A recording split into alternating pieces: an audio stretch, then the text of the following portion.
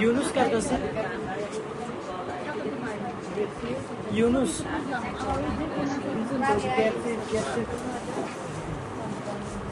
বদলিস ওষুধ নিছ 5 দিনে কিনা কমবো আস্তে আস্তে কমবো ওষুধ খাইয়ে যাও ভিডিও কলতেও দেখাও